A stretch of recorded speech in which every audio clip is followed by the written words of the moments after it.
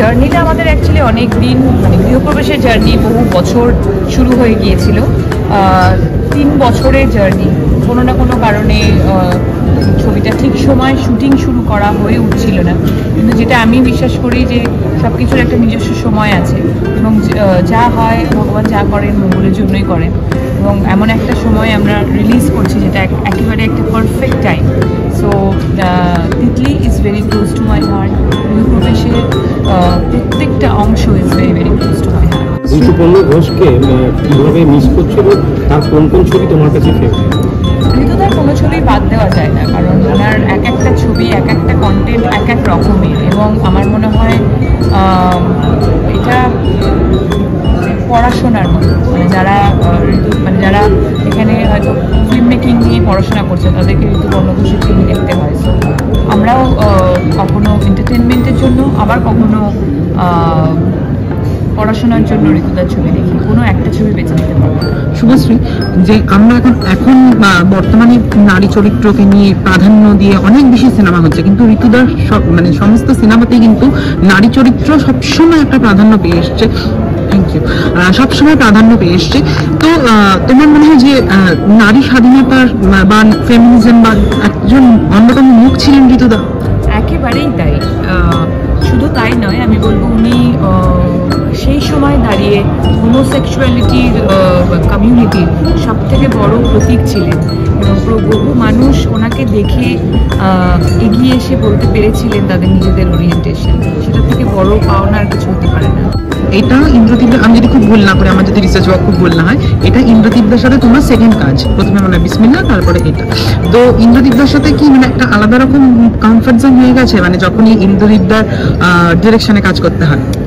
দেখো, আমরা এখানে সকলে একটা ছোট্ট ফ্যামিলির মতো কাজ করি। সো আইডি, আমি সত্যি গ্রেটফুল যে আইডি আমাকে দুটো চরিত্রই, বিসমিল্লাতেও বলবো, এবং স্পেশালি গৃহপ্রবেশে এত সুন্দর একটা চরিত্র আমাকে নিয়ে ভেবেছেন, এবং আমার জন্য বহু দিন উনি ওয়েট করেছেন। কারণ এই ছবিটি একটা সময় শুরু হওয়ার কথা ছিল, ঠিক তার 4 মাস আগে ওনাকে আমি জানাই যে আমি মা হতে চলেছি। সো উনি ইমিডিয়েটলি ছবিটা 1 বছরের জন্য পিছিয়ে দেন, এবং সেটা আমার জন্য ভীষণ ইম্পর্টেন্ট। গৃহপ্রবেশ মানে বাড়ি, তোমার মতে কি হয়? মানে বাড়িতে কোন জিনিসটা মানে মিসিং থাকলে বাড়ি হয়ে ওঠে না? আমার মনে হয় বাড়ি কেন, সব জায়গাতেই পজিটিভিটি মিসিং থাকলে তুমি সেই জায়গাতে থাকতে পারবে না। সো আমার মনে হয় ওই পজিটিভ ভাইব, যে কোনো জায়গায় যদি পজিটিভ ভাইব থাকে তাহলে তোমার সেটাও বাড়ির মতো মনে হতে পারে। ইন্দ্রদীপদার সাথে প্রথম কাজ, যদি ভুল না করি, তো কেমন এক্সপিরিয়েন্সটা বলো? খুবই ভালো এক্সপিরিয়েন্স। খারাপ এক্সপিরিয়েন্স তো মানুষের সঙ্গে ওই অর্থে আমার কি হয়, ক্রিয়েটিভলি হয়। প্রফেশনালি আমি খুব সেগুলোকে নিয়ে ভাবি এমন নয়, কিন্তু খুবই ভালো এক্সপিরিয়েন্স। একটা জায়গায় আমরা নিজেরাই শুনলাম, আমাদের শ্রদ্ধেয় বোম্বাদা যখন ঋতুদার সঙ্গে কাজ করেছেন, তার সঙ্গে প্রত্যেকদিন ঝগড়া হতো, যেখানে ঐশ্বর্য ম্যাম বলেছেন যে how do you walk with each other. তো ঝগড়া হওয়াটা তো ন্যাচারাল, সেটা কাজের জন্য, সেটা কখনো পার্সোনালি কখনোই কিছু হতো না। ওনার সঙ্গে কাজ করা একটা আলাদা আমার কাছে পাওনা।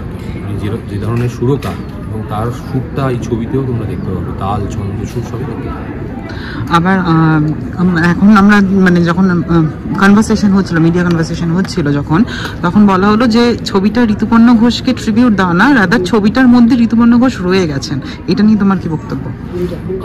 তুমি যেটা প্রশ্ন করছো সেটা একদম সঠিক। মানে যেটা বলেছেন, ছবিটার মধ্যে ঋতুপর্ণ ঘোষের প্রত্যেকটা ক্যারেক্টার দেখো তার নামই, তিতলি, মেঘ। তুমি যখন অন্য ক্যারেক্টারগুলো দেখবে সেগুলো তার নামাঙ্কিত ক্যারেক্টার, তো সেই জন্য রয়ে গেছে।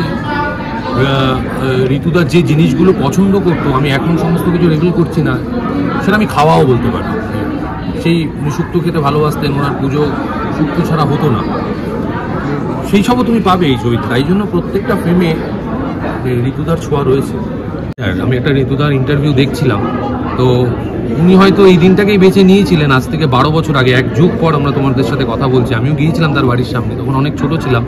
তার চলে যাওয়াটা সেই মুহূর্তে যতটা না আমার কাছে ব্যথাদায়ক ছিল, আস্তে আস্তে যখন বড় হচ্ছি, তোমাদের সাথে কথা বলছি, এখন আরও পেনটা ফিল করতে থাকছি যে একজন ছেলে একটু নারী সুলভ আচরণ করলে তাকে গিয়ে বলা হয়, একজন নারী একটু পুরুষসুলভ আচরণ করলে তাকে টমবয় বলা হয়। এই বাঁধটা ভাঙার চেষ্টা উনি করছিলেন। উনি একটা মক্ষম সময় চলে গেলেন, আমাদের খুব দরকার ছিল। উনি একমাত্র পথপ্রদর্শক ছিলেন। আচ্ছা, যেহেতু মানে ডিরেক্টর ঋতুপর্ণ ঘোষ, এখন অনেক নারী সত্তা নিয়ে কাজ হচ্ছে বা ফেমিনিজম নিয়ে বা মেয়েদের মন বোঝা নিয়ে, চরিত্র যাই বলো না কেন, মেয়েদেরকে প্রাধান্য দিয়ে সিনেমা তৈরি হচ্ছে। কিন্তু ঋতুপর্ণ ঘোষের যতগুলো সিনেমা আমরা দেখেছি, সে দোসরি হোক কি চিত্রাঙ্গদাই হোক, মানে নারীরা সবসময় বা অন্য দহন বলি বা উৎসব বলি, নারী সত্তা সবসময় প্রাধান্য পেয়েছে। মানে উনি কি পথপ্রদর্শক ছিলেন?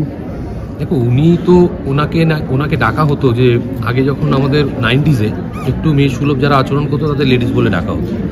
তো উনি রেগে যেতেন, এটা কিন্তু রেগে যেতেন হচ্ছে যে আমাকে লেডিস বলছো কেন, প্লুরাল করছো কেন, লেডি বল। তো এইগুলো তোমাকে জানতে হবে যে উনি ওটাকে স্বীকার করেছিলেন, গ্রহণ করেছিলেন। আমাদের তো বহু লোক গ্রহণ করে না। এখন নারী সত্তা নিয়ে কাজ হচ্ছে। আমি নারী পুরুষে এই বিভাজনটাতেই যাই না কখনো, আমি বিশ্বাস করি না। আমি একটু আগে কাকে বলার সময় বলছিলাম যে আমাকে যে পোশাকটা দেওয়া হয়েছে, এই পোশাকের সঙ্গে যে প্যান্ট মানানসই, আমি সেই প্যান্ট পরিনি। আমি একটা ফাটা জিন্স পরে এসেছি, যেটা আমার ইচ্ছে। যে আজকের ডেটে কেউ আমাকে বলতেই পারতো যে ঋতুদার আজকে একটা মৃত্যুবার্ষিকী, সেখানে কেন জিতু ফাটা প্যান্ট পরেছে, প্রশ্নটা করলেই আমি ছুড়ে দিতাম, তুমি তো প্রথমেই ঋতুদার এগেনস্টে চলে গেলে। ঋতুদাই তো চেয়েছিল স্বাধীনভাবে বাঁচতে, স্বাধীনভাবে বাঁচাতে, তাহলে আমি কেন বাঁচতে পারবো না? এটা ঋতুদার থেকে শিখেছে।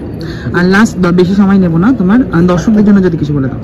দর্শকদের জন্য প্রত্যেকবারই যেটা বলি, মানে আমি আর করজোরেও কি বলবো, মাথা নত করে কি বলবো, আমি ব্লেসড। আমাদের মতো যারা শিল্পী তারা ব্লেসড, আপনারা ছবি দেখেন বলে, এবং এই ছবিও দেখতে আসুন, মন ভালো লাগবে।